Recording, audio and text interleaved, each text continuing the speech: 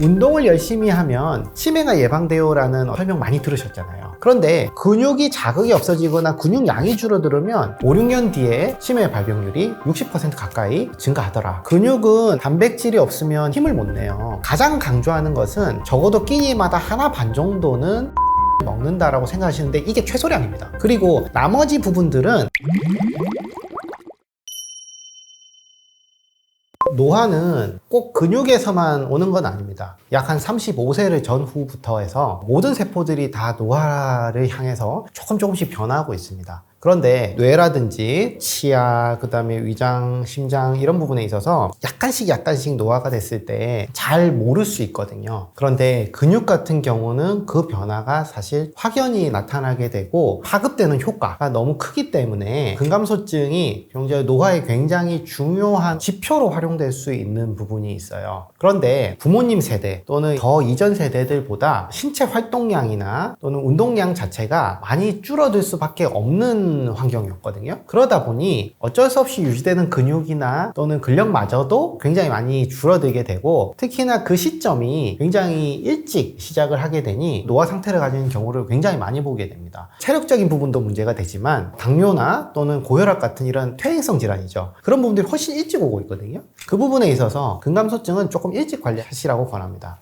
우리 몸에 근육이 좀 없는 곳이 없어요. 숨 쉬는 데 있어서도 많은 근육들이 필요합니다. 횡격막이라고 하는 우리 몸에서 가장 넓은 근육이 있거든요. 횡격막은 하루 종일 숨쉬기 위해서 운동을 해야 되는데 이 근육이 만약에 팔다리처럼 얇아지면 어떻게 될까요? 숨 쉬는 게 굉장히 버거워지거나 또는 폐는 정상인데도 폐를 잘 쓰지 못하게 되니까 폐활량이 떨어지는 효과가 생기겠죠. 우리가 음식을 먹으면 위에서 막 분쇄도 해야 되고요, 내려보내야 되는데 이거 다 근육이 하는 일이에요. 근데 근육이 힘이 빠져버리고 또 심지어 얇아져 버리면 소화 기능이 굉장히 떨어지겠죠. 그러면서 조금만 먹으면 배가 불러서 소화가 안 되고 가스찬 느낌 나고, 많이 못 먹게 되니까 점점 이제 식사량도 줄고, 좀 더 내려가면 이제 대장에서는 배변을 했는데도 불구하고 변이 많이 남아 있어서 쉽게 변비가 되고요. 그래서 팔다리 근육이 빠진다는 거는 몸 전체에서도 퇴화되고 있다는 걸로 이해하셔야 돼요. 운동을 열심히 하면 치매가 예방돼요라는 어떤 설명 많이 들으셨잖아요. 그런데 근육이 자극이 없어지거나 근육량이 줄어들면 이 뇌에서 오는 신경 자체도 줄어들고 자극도 줄겠죠. 그러니 뇌가 할 일이 없어지니까 점점 더 기능이 떨어지고 많이 부피가 줄어들어요. 특히 최신 연구가 이런 부분들이 많은데, 근육량이 줄어들면 뇌의 신경세포의 부분들이 많이 줄어들고 뇌 부피도 줄어들고, 그런 분들을 이제 추적을 해보니 5, 6년 뒤에 치매 발병률이 60% 가까이 증가하더라. 이런 연구들도 굉장히 나오고 있어서, 그러다 보니 치매 부위의 축도엽이라든지 또는 뇌 전체의 부피가 줄어들었다는 연구들도 많이 나오고 있습니다.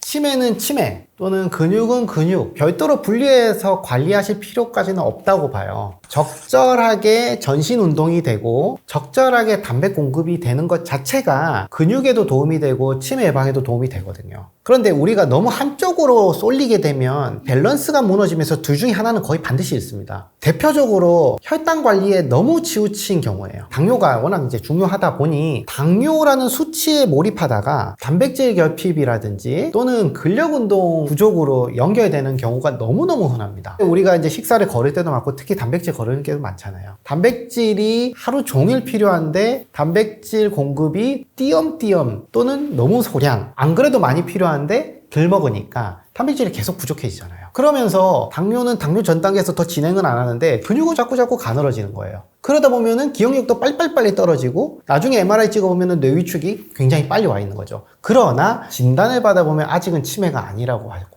이런 경우들이 너무 많습니다. 식물성 단백, 콩이라든지 두부라든지 그다음 일부 견과류가 되겠죠. 식물성 단백질은 우리 몸에 필요한 만큼 섭취를 하려면 많이 먹어야 됩니다. 배부를 정도로. 그런데 식물성이 아무리 좋다고 해도요, 섭취량이 적으면 결국 부족해요. 근육, 뇌에는 좋지 않을 수밖에 없습니다. 양이 적은 분이면 동물성 단백질 또는 육식을 약간은 추가를 하시는 게 맞아요. 왜냐하면 육식이 훨씬 더 효율이 좋거든요. 가능하면 식물성으로 가득 채우시길 원해드리지만 배부르게 먹기가 좀 어려운 분들일수록 동물성이 조금씩 가미가 되고 그 양이 조금 늘어나야 될 수 있고, 특히 부족한 분일수록 동물성을 권해드립니다. 우선 식물성만 드시는 채식주의자시거나 또는 정말 식물성만 드시는 분들에 있어서는 양을 늘리는 것도 중요하지만 동물성 단백에 있는 비타민과 미네랄을 사실은 같이 섭취를 해야 돼요. 왜냐하면 이 부분이 부족하거든요. 이런 분들은 필요한 종합 비타민제도 도움이 될 수 있고요. 가장 강조하는 것은 단백질 공복을 없애는 거예요. 단백 공복이 자꾸 생기고 길어질수록 근육뿐만 아니라 뇌에도 굉장히 사실 불리할 수 있습니다.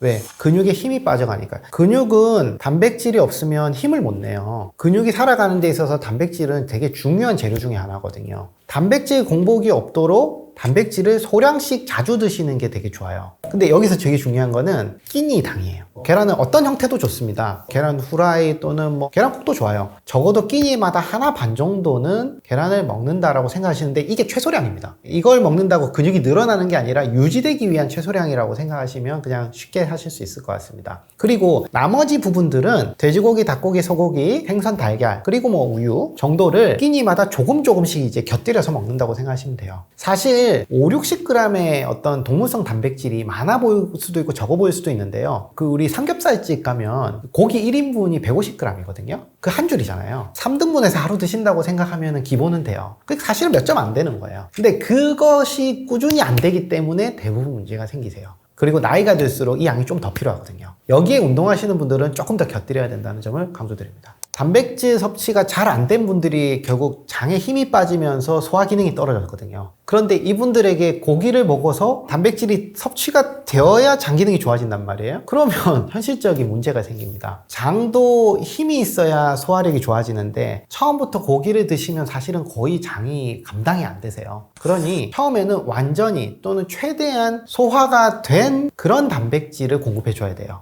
즉 장이 별로 일을 안 해도 그냥 알아서 소화되고 알아서 흡수될 만큼 분해된 것. 대표적으로 함량이 많지는 않지만 처음 시작하실 때는 오히려 국물류를 좀 권해드려요. 소고기국, 미역국 할 때 보면 이제 고기가 좀 들어가잖아요. 더 좋다면 뭐 설렁탕, 곰탕도 있겠지만은 너무 진하거나 함량이 높은 거 말고요. 식사나 반찬을 통해서 얻을 수 있는 그 정도 수준의 국물류를 먼저 일주일에서 길게는 한 달 정도를 먼저 연습을 하세요. 그렇게 하면 장 입장에서는 사실 크게 부담은 안 되거든요. 소화가. 내가 이제 좀 힘이 나 하면서 고형 또는 단단한 음식을 소화할 힘이 생기는 거예요. 이때까지 기다려야 됩니다. 길게는 2달까지 걸릴 수 있거든요. 그래서 국물이나 또는 굉장히 뭐 부드러운 계란도 좋고요. 계란찜이나 뭐 이런 것들도 좋고 많이 다져놓은 고기도 괜찮습니다. 그러니까 절대로 조급해하지 마시고 본인에게도 오랜 시간에 걸쳐서 누적된 결과가 이거기 때문에 이걸 누가 뭐 1, 2주 뭐 2, 3주 안에 해결이 안 돼요. 천천히 장에 힘을 준다 또 영양분을 공급한다 생각하시고 한 3개월에서 길게는 6개월 잡으시면은 소위 말하는 체질 개선이 가능합니다. 일단 우리 몸으로 들어온 단백질이 몸 안에서 이제 흡수도 당연히 돼야 될 거고요. 또 하나는 흡수된 이후에 필요한 곳으로 적절히 전달도 잘 돼야 돼요. 만약에 전달이 잘 안 되면 이 좋은 영양분들이 대부분 간에서 한번 재포장을 거친 뒤에 뱃살로 가요. 그렇기 때문에 전달을 잘 시키는 것에 크게 2가지가 있어요. 하나는 근육을 자극시키는 방법이에요. 결국 또 근력 운동입니다. 근력 운동을 통해서 자극을 하면 여기에 근육세포의 세포막이 딱 문이 열리거든요. 똑같은 단백질이 여기에 들어갈 확률이나 비율이 굉장히 높아져요. 두 번째는 혈액이 한번 좀 빨리 돌아야 돼요. 뭘까요? 약간 숨이 찬 정도의 운동이 돼요.